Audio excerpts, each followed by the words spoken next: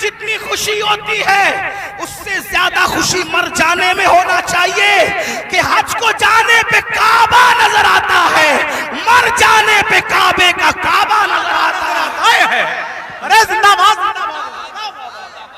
میرے امام کہتے ہیں قبر میں لہرائیں گے تا حشر چشم نور کے جلوہ فرما ہوگی جب طلعت رسول اللہ۔ کیا مقام ہے قبر کا، لیکن کس کے لیے؟ وفاداروں کے لیے، زانیوں کے لیے نہیں، سود کے دھندے کرنے والوں کے لیے نہیں، عورتوں پر پاپ کی نظر ڈالنے والوں کے لیے نہیں، نرم نرم گدوں پہ لیٹ کر کے زنا کی فلمیں دیکھنے والوں کے لیے نہیں، اپنے مال کو حرام کاموں پہ خرچ کرنے والوں کے لیے نہیں، اپنے مال سے کسی پہ ظلم کرنے والوں کے لیے نہیں، اپنے مال سے فرعون اور فرعونیت جیسے دعوے کرنے والوں کے لیے نہیں، اپنے مال کے غرور میں مسجدوں کو ویران کرنے والوں کے لیے نہیں، علماء کا مذاق اڑانے والوں کے لیے نہیں، علماء کو حقیر جاننے والوں کے لیے نہیں، دین کا مذاق اڑانے والوں کے لیے نہیں۔ جو نبی کا وفادار ہے اس کی قبر جنت کے باغوں میں سے باغ ہے۔ حضور آئیں گے اور قبر جگمگائیں گے، سوچو تو صحیح، اللہ اکبر، حضور کہاں آئیں گے نہیں آئیں گے کوئی گارنٹی نہیں ہے، لیکن وفادار کی قبر جگمگانے کے لیے ضرور تشریف لائیں گے۔ کتنی خوبصورت ہے مومن کی موت۔ میرے امام کہتے ہیں جان تو جاتے ہی جائے گی قیامت، یہ ہے اب یہاں مرنے پہ ٹھہرا ہے نظارہ تیرا۔ تو عرض یہ کر رہا تھا ان کے چہروں پر آگ کی برسات ہوگی جو سب کی سنتے تھے، اللہ رسول کی نہیں سنتے تھے۔ بتاؤ مسجد آباد کرنے کا حکم کس کا ہے؟ اللہ اس کے رسول کا حکم ہے۔ سود سے حرام سے بچنے کا حکم کس کا ہے؟ اللہ رسول کا ہے۔ آج سود کتنی تیزی سے بڑھ رہا ہے، بیاج کتنی تیزی سے مسلمانوں میں بڑھ رہا ہے۔ بڑی معذرت کے ساتھ اتنا لے لو اتنا بھرتے رہو، اتنا لے لو اتنا ہفتے دیتے رہو۔ مسلمانوں یاد رکھنا مال ہی سب کچھ ہے، دولت ہی سب کچھ ہے۔ سوچو تو صحیح، حلال کمانے والے دنیا سے گئے، ساتھ میں کیا لے کر گئے؟ عبد الرحمن ابن عوف، سیدنا عبد الرحمن ابن عوف صحابی رسول ہے، اور کوئی معمولی صحابی نہیں، عشرہ مبشرہ میں سے ہے، اور وہ صحابی ہے جن کے پیچھے کھڑے ہو کر رسول اللہ نے نماز ادا فرمائی۔ چند خوش نصیب اصحاب وہ ہیں، چند خوش نصیب اصحاب وہ ہیں جن کو یہ شرف حاصل ہے کہ وہ نماز پڑھا رہے تھے تو ان کی امامت کی تائید میں حضور ان کے پیچھے کھڑے ہو گئے ہیں۔ وہ ان میں سے ایک عبد الرحمن ابن عوف ہے۔ سوچو تو صحیح، غور تو کریں، ایسے صحابی بہت مالدار، ان کے گھر کا سونا پھاوڑے سے کھود کر تقسیم کیا گیا، اتنے مالدار تھے عبد الرحمن ابن عوف۔ حلال کمایا نا، عبد الرحمن ابن عوف کیا لے گئے؟ حلال کما کر بھی کیا لے گئے؟ سوچو اتنے بڑے صحابی حلال کما کے کیا لے گئے؟ لے گئے کوئی دنیا کا مال؟ تو جو حلال کمائے وہ ساتھ نہیں لے جاتا، تو جو تم حرام کما رہے ہو کیا ساتھ لے جاؤ گے؟ اور سوچتے ہو کہ حرام سے اپنے بچوں کو جو پال رہے ہو، یہ حرام کھانے والے تمہارے بچے جن کا گوشت تو حرام سے بن رہا ہے، خون حرام سے بن رہا ہے، یہ تمہارے وفادار رہیں گے؟ بتاؤ اولاد غدار کیوں ہوتی ہے؟ آج بڑی سے بڑی اسکول میں پڑھا رہے ہو پھر بھی اولاد غدار ہے، بڑے بڑے شہروں میں بڑے بڑے کالجز میں بیٹھتے ہو پھر بھی اولاد غدار ہے۔ کیوں؟ اس لیے کہ تعلیم تو اچھی ہے لیکن جو حرام کا خون اور حرام کا گوشت ہے وہ وفادار بننے نہیں دیتا کسی کو۔ پہلے اتنی بڑی بڑی اسکولیں نہیں تھی، اتنے بڑے بڑے کالجز نہیں تھے، لیکن اولاد ماں باپ کی وفادار ہوتی تھی، ملک و ملت کی وفادار ہوتی تھی۔ بھائی اولاد کی وفاداری غذا کی بنیاد پہ ہوتی ہے، کالجز اور عمارتوں کی بنیاد پہ نہیں ہوتی، کالجز اور عمارتوں کی بنیاد پہ نہیں ہوتی۔ ایک واقعہ سنیں، بہنیں بھی موجود ہیں ان کی توجہ چاہتا ہوں۔ آپ نے سن رکھا ہوگا حضرت ٹیپو سلطان، بڑا مشہور نام ہے ہندوستان میں، یہی تو اپنی پہچان ہے، ہم جیسے بہادر، ہمارے جیسا کوئی بہادر نہیں۔ وجہ جن کی عقلوں پہ پتھر، جن کے مذہب میں پتھر، جن کے عقیدے میں پتھر، وہ کیا بہادر ہو سکتے ہیں؟ بہادر تو وہ قوم ہے جس کے پاس قرآن ہے، جس کے پاس زندہ رحمان کا عقیدہ، جس کے پاس، ارے ہم سے زیادہ بہادر بھی کوئی ہوا ہے؟ ہمارا نبی اتنا طاقتور ہے کہ زمین پہ کھڑے رہ کر اشارہ کرے تو چاند ٹکڑے ہو جائے۔ بڑے سے بڑا بہادر کاغذ کو اشارے سے ٹکڑے نہیں کر سکا۔ اشارے سے تو کاغذ بھی ٹکڑے نہیں ہوتا۔ اپنے نبی کی طاقت کا اندازہ لگاؤ، ان کے اشارے سے چاند ٹکڑے ہو گیا۔ طاقت ہمارے یہاں ہے، قوت ہمارے یہاں ہے، اور پھر ہمارے یہاں صدیق اکبر جیسا بہادر، فاروق اعظم جیسا بہادر، عثمان غنی جیسا بہادر، علی مرتضی فاتح خیبر جیسا بہادر، کہ کبھی زنجیر ہلتی ہے کبھی در کانپ جاتا ہے، علی کا نام سن کر اب بھی خیبر سبحان اللہ، صلاح الدین ایوبی جیسا بہادر ہمارے اندر ہے، طارق بن زیاد جیسا بہادر ہمارے اندر ہے، نور الدین زنگی جیسا بہادر ہمارے اندر ہے۔ یہ بہادروں کی ایک فہرست ہے ہمارے پاس۔ تو ٹیپو سلطان بھی بڑا بہادر، جب تک سلطان زندہ تھے انگریزوں کی ہمت نہیں ہوئی کہ کہہ سکے کہ بھارت ہندوستان ہمارا ہے۔ جب سلطان کی شہادت ہوئی تب ان کو ہمت ہوئی کہ آج سے ہندوستان ہمارا ہے۔ آپ کیا سمجھتے ہیں؟ یہ بات بھی بتا دوں، بہادری کب آتی ہے اور بزدلی کب آتی ہے؟ عشق رسول انسان کو بہادر کرتا ہے اور گناہ انسان کو بزدل کرتا ہے۔ جب تک مسلمان عاشق رسول تھے، سچے بہادر تھے، جب سے گناہ کرنے لگے بزدل ہوئے۔ اب سائے سے بھی ڈرتے ہیں، چھپکلی سے بھی ڈرتے ہیں، کتوں سے بھی ڈرتے ہیں، اسی لیے تو کتے تمہیں ڈرا رہے ہیں۔ کیا اشارہ ہے! جب تک تم کتوں سے نہیں ڈرتے تھے، بہادر تھے، کتوں میں ہمت نہیں تھی تمہیں ڈرانے کی۔ جب سے تم گناہ کر کے بزدل ہوئے، چھوڑ دو رات میں گندی فلمیں دیکھنا، بستر پہ پاپ کی فلم دیکھنے کی بجائے مصلی پہ رو کے دیکھ، جیسے اصحاب کہف کے پیچھے کتا تم ہلا کے چلا تھا، اب بھی کتے تیرے پیچھے تم ہلاتے ہوئے نظر۔ نعرہ تکبیر، نعرہ رسالت، نعرہ حیدری، مسلک اعلی حضرت۔ مراد آباد والوں، ہندوستان میں رہنے والے کتے بہادر نہیں ہوئے، تم بزدل ہو گئے۔ بزدلی سے نکلو، کتا پھر کتا ہے۔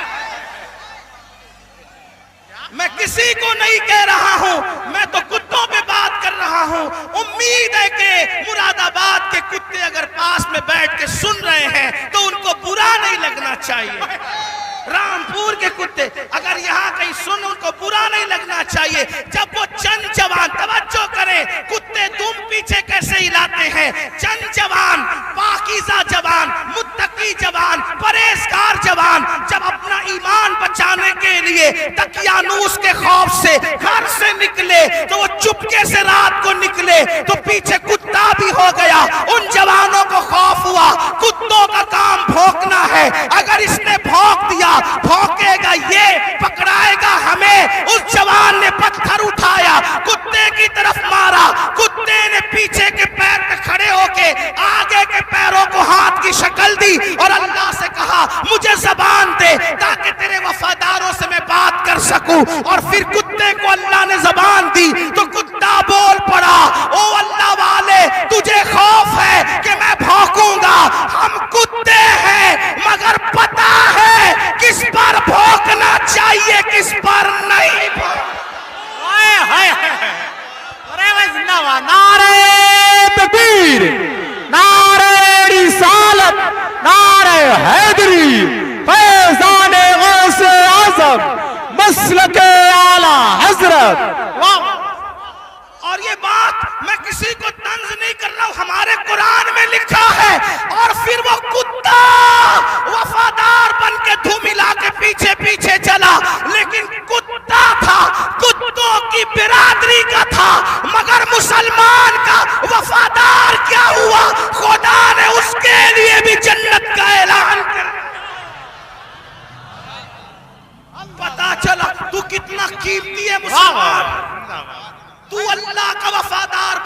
کتے تیرے وفادار، یعنی اگر تو گناہ چھوڑ دے کتے تجھ پہ بھونکیں گے بھی نہیں. کیا بات ہے، کیا بات ہے.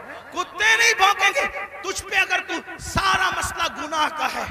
ہنسنے کی بات نہیں، گناہ چھوڑو پھر دیکھو زمین تمہاری فرما بردار ہوگی.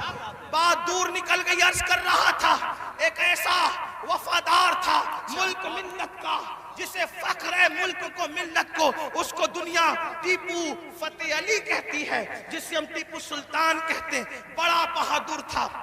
جب تک کہ وہ رہا ہمت نہ تھی بزدلوں کی کہہ سکیں کہ ہمارا ہے ہندوستان. اسے شہید کر دیا گیا. اس کے بعد کہا ہمارا ہے ہندوستان. تو ایک بات جو کہنے چلا تھا یہ کہ حلال سے وفا پیدا ہوتی ہے ماں باپ کی، حرام سے نہیں. میں نے سن لے اللہ اکبر. انگریزوں نے ٹیپو فتح علی سلطان سے کہا ڈیل کرنی ہے کسی معتمد کو بھیجو بات کریں گے. سلطان کو لگا میرے بھائی سے بڑھ کر میرا معتمد کون ہو سکتا ہے. سلطان نے اپنے چھوٹے بھائی کو بھیجا جاؤ انگریزوں سے بات کر کے آؤ، انگریزوں سے گفتگو کر کے آؤ، معاملات طے کر کے آؤ. بہنوں کی خاص توجہ. اللہ اکبر. چھوٹا بھائی گیا. جانے کے بعد دیر ہو گئی تو قریبی ندیموں نے، قریبی دوستوں نے سلطان کے کان میں کچھ بات کہی. سلطان کھڑے ہوئے غصے میں آئے، حالت غصے میں ٹہلنے لگے.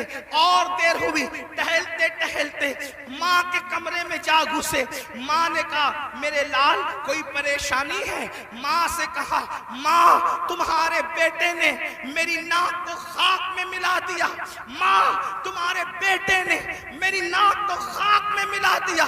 میرے دوست کہتے ہیں معتمد سمجھ کر بھائی کو ڈیل کے لیے بھیجا تھا، بات کرنے کے لیے بھیجا تھا، لیکن وہ انگریزوں سے ہاتھ ملا گیا. ماں بیٹھی تھی کھڑی ہو گئی. ماں ہوتی ہے، ماں ہوتی ہے. میں قوم کی ان بیٹیوں سے کہنا چاہتا ہوں اللہ اکبر.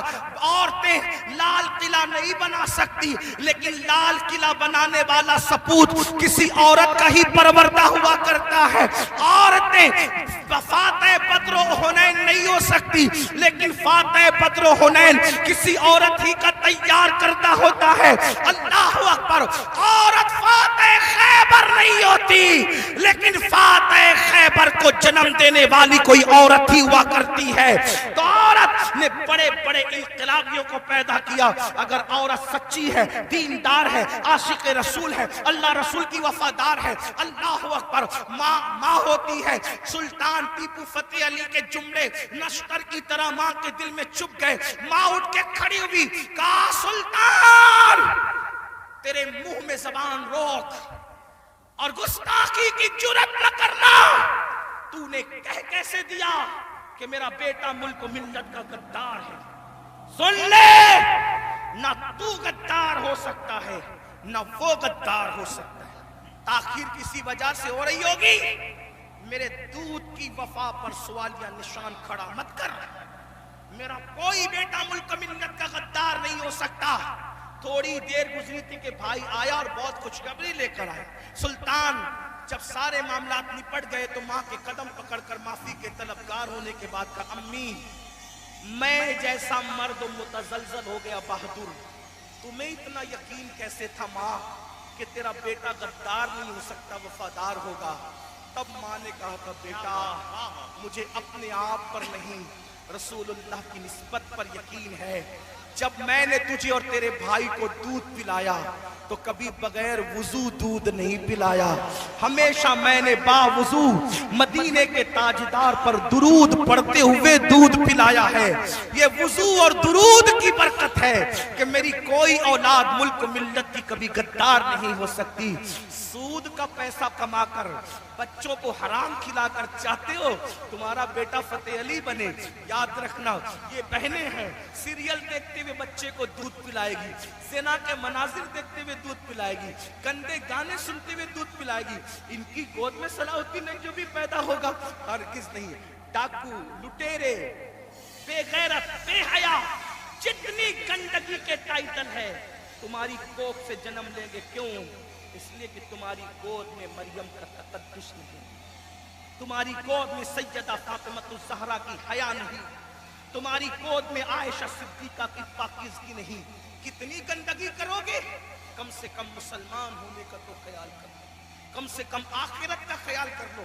बात समेटते हुए अर्ज करूं, आप देखें तो सही, अंदाजा तो करें, 8 दिन से मुसलमानों की जो शरीफ और दिल में दर्द रखने वाला मुसलमान है, उनकी आंखों से आंसू नहीं खुश्क हो रहे। उलमा कुनूत नाज़िला पढ़ने की गुजारिशात कर रहे हैं। क़िबले अव्वल बैतुल मुक़द्दस का क्या हाल, फ़लस्तीन की सरजमीन पर मुसलमानों की पोजीशन। हमसे ज्यादा इंटरनेट का इस्तेमाल आप करते हैं, हमसे ज्यादा यूट्यूब फेसबुक इस्तेमाल आप करते हैं। देखो उनके घरों का हाल, गौर करो, सोचो, तवज्जो करो। नहीं देखी वो क्लिपें? एक माँ के 2 बच्चे, दोनों शहीद हो गए, उसकी गोद उजड़ गई। मैं यहाँ जो माएँ और बहनें मौजूद है उनसे कहना चाहता हूँ, किसी माँ की गोद का दर्द एक औरत से ज्यादा कौन महसूस कर सकता है? लेकिन हम क्या कर रहे हैं पता है? हम इतना बड़ा कारनामा अंजाम दे रहे हैं इसमें, फलस्तीन के मुसलमानों के इसमें, कि जो वीडियो और जो क्लिपें और फोटोज आ रहे हैं बस एक दूसरे को ग्रुप में शेयर कर रहे हैं, देखो ये हो रहा है, ये हो रहा है। उनके लिए किया क्या? उनके दुख में कहां शरीक होते हैं बताओ? अल्लाह के रसूल सल्लल्लाहु अलैहि वसल्लम ने फरमाया, मोमिन एक जिस्म की तरह होता है, जिस्म के किसी भी हिस्से को तकलीफ पहुंचे पूरा जिस्म तड़पेगा। आंख में अगर कचरा चला जाए आंख रोएगी, दिमाग मशवरा देगा, हाथ हरकत करेगा, प्लान बनेगा, कचरा निकाला जाएगा। वो ये कहेगा कि नहीं, हाथ ये नहीं कहेगा कि मुझे तकलीफ नहीं है मैं कुछ नहीं करूंगा, दिमाग कहेगा कि मुझे कोई प्रॉब्लम नहीं है मैं कुछ नहीं करूंगा, मुझे क्या, मैं ट्राई नहीं। जब तक जिस्म में जान है कोई तकलीफ लो, पैर दर्द कर रहा है, आंख रो रही है, दिल धड़क रहा है, हालांकि आंख और पैर में कितना फासला है, हाथ बेचैन हो रहा है, दिल की धड़कनें तेज हो रही है, कब तक? जब तक जिस्म में जान है। लेकिन जान निकल गई फिर उसको मारो काटो कुछ भी करो, कोई तकलीफ होगी, कोई दर्द होगा? नहीं होगा। तो जब तक मुसलमानों में ईमान है, किसी भी मुसलमान को दुनिया के फितने में तकलीफ पहुंचेगी, वो तड़पेगा, वो बेचैन होगा, वो बिलबिलाएगा, वो बिलकेगा। आपसे पूछता हूं, क्या दुख में शरीक हुए? हाथ मत उठाना, लेकिन अपने आप में डूबकर सोचो, कितने मुसलमान हैं जिन्होंने फलस्तीनी मुसलमानों के लिए अल्लाह की बारगाह में रो रो कर दुआ की। जो कौम इतनी खुदगर्ज हो कि वो अपने पड़ोस में रहने वाले भाई के दुख पर नहीं रोता, वो फलस्तीनियों के दुख पे क्या रोएगा? उनसे कोई तुम्हारा रिश्ता नहीं है? जिनकी गोद खाली हो गई, जिनके घर के घर वीरान हो गए, आबादियां कब्रिस्तानों में तब्दील हो गई, सोचो उनके घर की छत भी खत्म है, वो बगैर छत के जिंदगी गुजारे, जवान जवान औरतें बेवा हो गई हैं, लाशें इतनी लाशें हैं कि पहचान नहीं हो रही है, दफन करने के लिए जगह का मामला, कफन का मामला। एक लेडीज की 1 मिनट की क्लिप मेरे कान में आई, मैं पूरी सुन न सका, तड़प गया। वो कह रही थी इंग्लिश में कि हमारे छोटे छोटे फलस्तीनी बच्चे अब अपने हाथों पर नाम लिख रहे हैं, और अपने हाथों पर इसलिए नाम लिख रहे हैं कि उनको ऐसा लगता है पता नहीं जालिम इजराइल की तरफ से कब बम बरस जाए और हम मर जाएं तो नाम हाथ पे लिख दे, ताकि हमारे घर वाले इसी नाम की वजह से हमें पहचान सके। कोई ताल्लुक नहीं उनसे आपका। आज भी मुसलमान मस्जिद को वीरान करता रहेगा। आज भी जिना की फिल्म देखोगे तुम, आज भी चेहरे से दाढ़ी मुड़ाकर गटर में फेंकोगे तुम। बुरा मत मानना, वो जिस बहन के दोनों बच्चे उसकी गोद में शहीद हो गए, अगर उस बहन की बजाय आपकी बहन होती तो भी आज आप ऐसे ही गुनाह करते। उनकी छतें जो बर्बाद हो गई, अल्लाह ना करे, अल्लाह तुम्हें वो दिन कभी ना दिखाए, फकीर की दुआ है। अगर उनकी जगह तुम्हारे भी छतें खत्म हो जाती तो तुम ऐसे ही धींगा मस्ती करते, ऐसे ही ऐशो इशरत करते। कोई ताल्लुक नहीं है उनसे, रिश्ता बस इतना ही कि वो किली पे बात बांटते फिरो ग्रुप पर। سے کم یہ تو سوچا ہوتا کہ ہزاروں کلومیٹر دور ہم ہیں، ان کی کوئی مدد نہیں کر سکتے۔ میں تو پورے ہندوستان میں لوگوں کو، نوجوانوں کو کہہ رہا ہوں، جنگ فلسطین میں ہو رہی ہے، اس جنگ کو لے کر ہندوستان کا ماحول خراب کرنے کی کوئی کوشش نہ کرے۔ اپنے ملک میں امن رکھو، روڈ پہ نکل کر غلط نعرہ نہیں لگانا، حالات خراب نہیں ہونا چاہیے۔ کیا مدد کر سکتے ہو؟ آسان طریقہ، 1450 سال پہلے رسول اللہ نے ہتھیار دیا، الدعاء صلاح المومن، دعا مومن کا ہتھیار ہے۔ روڈ پہ نکلنے کی بجائے 5 وقت مسجد کو بھر دو، اور ہر مسلمان گڑ گڑا کر فلسطینیوں کی مدد کے لیے اللہ سے دعا کرے، بیت المقدس کی حفاظت کے لیے دعا کرے، اور ظالموں کی بربادی کے لیے دعا کرے۔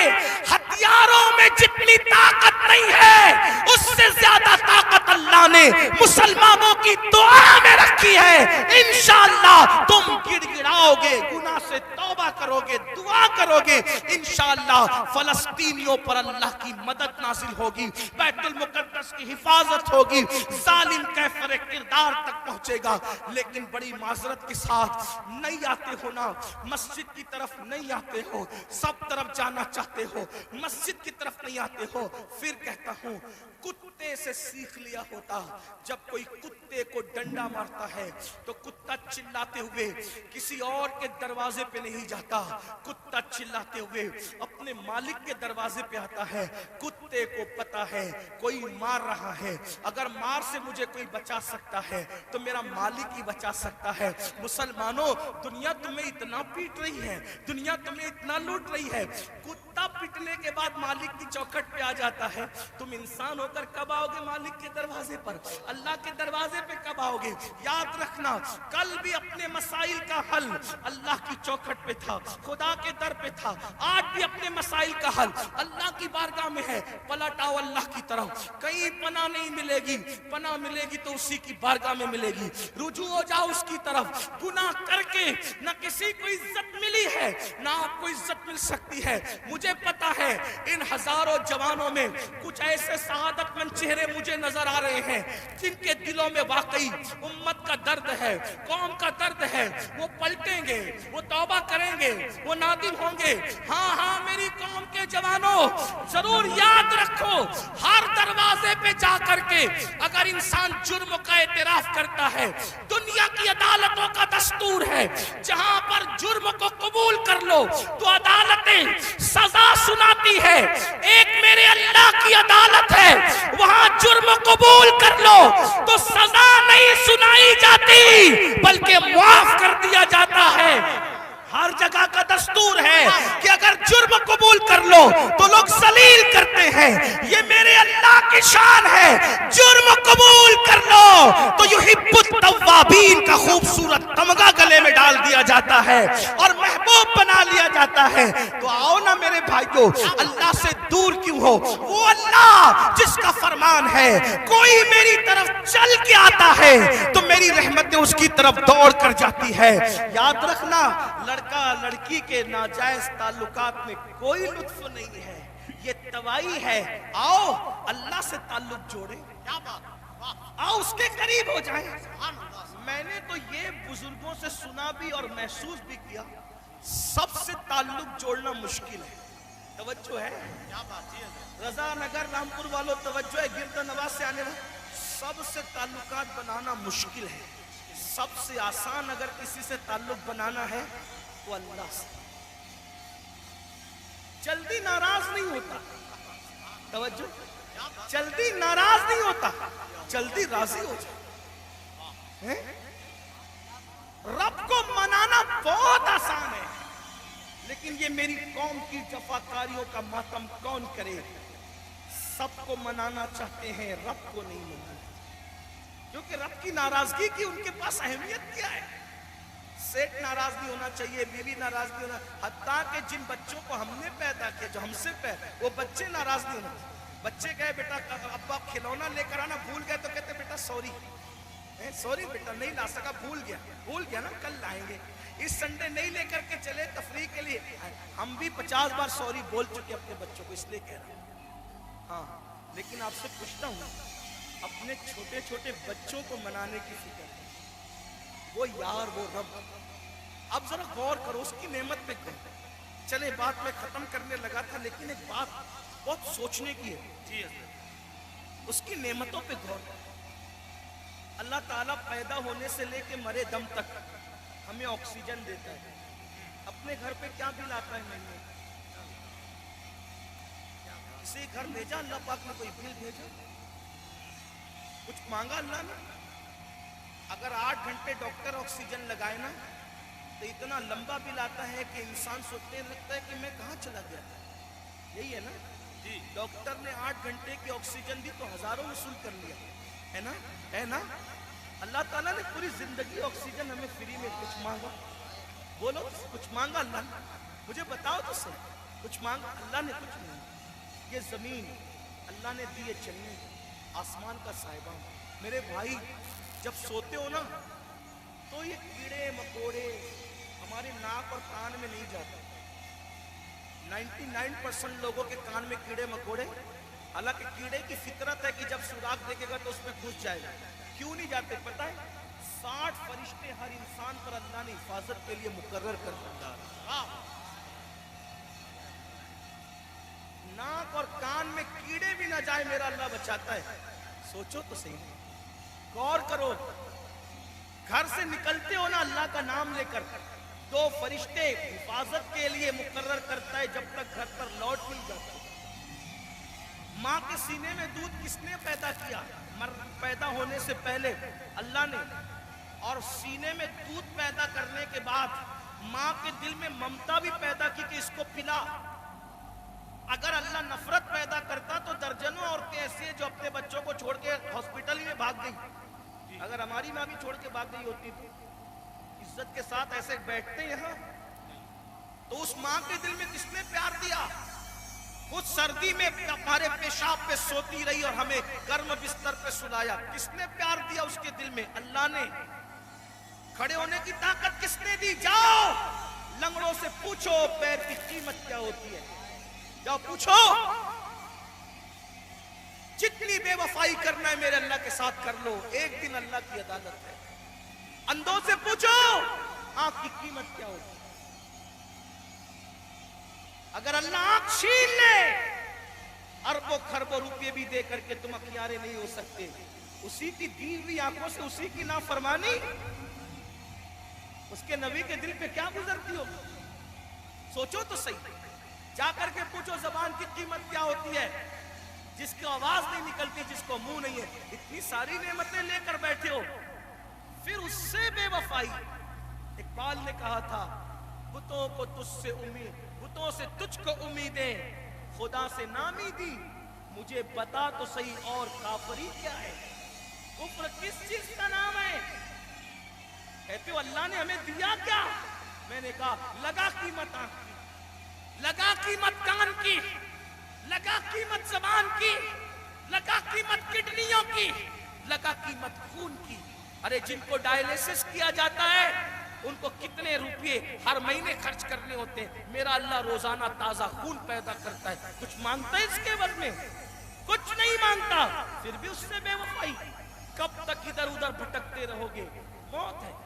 कब तक उससे जफा करोगे? मौत है। कब तक उसको नाराज करोगे? मौत है। मेरे भाइयों इतना सोचो, दुनिया में इतना दिया है, आखिरत में कितना देगा? वफादार तो बन के देख, वफादार तो बन के देख। सबके लिए रोए हो ना, कभी मेरे अल्लाह के लिए भी रो के देखो। सबसे दोस्ती का हाथ बढ़ाया ना, कभी उसके भी दोस्ती का हाथ उससे भी बढ़ा के देखो। कभी उधर भी करीब आकर देखो। मैं पूरे यकीन से कह रहा हूं, जिस दिन तुम उसके हो जाओगे तुम्हें किसी की दुआ की जरूरत भी नहीं पड़ेगी। तुम खुद जिसके सर पे हाथ रख दोगे उसकी किस्मत बदल जाएगी। जिसके घर में तुम जाके बैठ जाओगे बरकतों का नुज़ूल होगा। उसके होके तो देखो, आसान है उसका बनना। गुनाह से निकलो, तौबा करो, अल्लाह को मनाओ, अल्लाह को गिड़गिड़ाओ, अल्लाह की बारगाह में गिड़गिड़ाओ, आओ बुका करो। سب کے لیے رو چکے، اس کے لیے رو کے دیکھو کتنا سکون ملتا ہے۔ سب کے پاس گڑ گڑا چکے، اس کے پاس گڑ گڑا کے دیکھو کتنا قرار ملتا ہے۔ سب کے یہاں عرضیاں لگا چکے، اس کی بارگاہ میں عرضیاں لگا کر کے دیکھو۔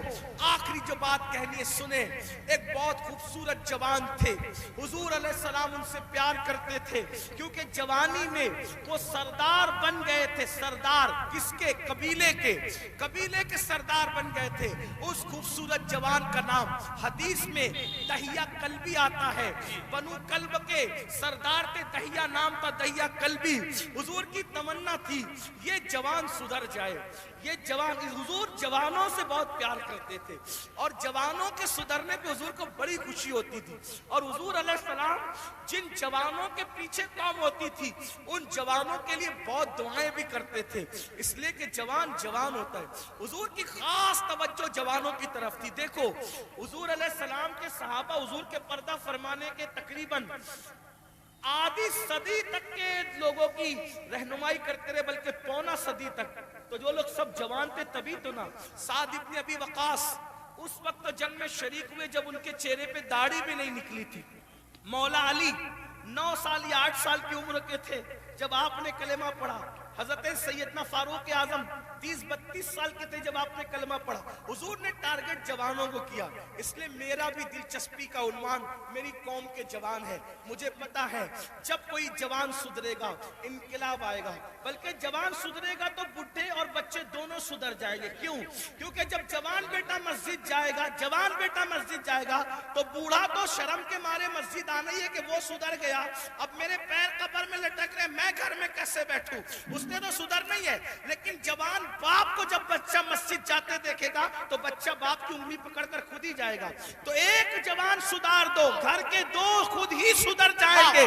اس لیے اقبال نے بھی جوان کو ٹارگٹ کیا، کہتے نہیں تیرا نشیمن قصر سلطانی کے گنبد پر، نہیں تیرا نشیمن قصر سلطانی کے گنبد پر، تو شاہی ہے بسیرا کر پہاڑوں کی چٹانوں میں۔ اور عقابی روح جب بیدار ہوتی ہے جوانوں میں، نظر آتی ہے ان کو اپنی منزل آسمانوں میں۔ چھوڑ دو گناہ، اگر جوانی میں گناہ چھوڑ دو گے اللہ کے محبوب بن جاؤ گے، اللہ کے مقبول بن جاؤ گے۔ جوانی میں گناہ چھوڑ دو گے، توبہ کرو گے، جنت میں رسول اللہ کا پڑوس نصیب ہوگا۔ اگر جوانی میں گناہ چھوڑ دو گے اللہ بڑھاپا عزت سے بھرپور کر دے گا۔ جو لوگ جوانی میں گناہ چھوڑتے ہیں اللہ انہیں عزت والا بڑھاپا عطا کرتا ہے، وقار والا بڑھاپا عطا کرتا ہے۔ تو یاد رکھیے، اور پھر یہ سب کے سب جوان، مجھے بہت خوشی ہوتی ہے کاش کہ یہ جوان، میں آپ کو یہ نہیں، دیکھیے ایک مشورہ دیتا ہوں علماء کرام، اگر میں غلطی کروں تو میری اصلاح کریں۔ میں آپ کو لباس بدلنے کے لیے نہیں کہہ رہا ہوں، آپ کوئی لباس پہنیے شریعت کی حد میں رہ کر، توجہ، شریعت کی حد میں رہ کر آپ کوئی لباس پہنیے۔ آپ کو میں دل بدلنے کے لیے کہہ رہا ہوں، کردار بدلنے کے لیے کہہ رہا ہوں۔ ہمارے یہاں لباس جبے کبے کرتے کی وہ اہمیت نہیں ہے جو خشیت ربانی کی اہمیت ہے۔ لباس کوئی ہو، دل خوف اور خشیت والا ہو، سر پہ امامہ ہو یا نہ ہو، لیکن کردار متاثر کرنے والا ہو۔ کھانے سے پہلے آپ کی طبیعت میں نمک چکھنے اور نہ چکھنے کی طرف دلچسپی ہو یا نہ ہو، میں سنت کو حقیر نہیں سمجھ رہا ہوں، واللہ کبھی نہیں، لیکن آپ سے کہہ رہا ہوں آپ کی طبیعت میں کھانے سے پہلے نمک چکھنے پہ دلچسپی ہو یا نہ ہو، لیکن عشق رسول کی لذت کی طرف آپ کی دلچسپی ضرور ہونا چاہیے۔ اہمیت اس طرف ہے، چہرے سنوارنے کی بجائے کردار سنوارو، اپنے سروں کی ٹوپیاں خوبصورت کرنے کی بجائے اپنے کردار کو خوبصورت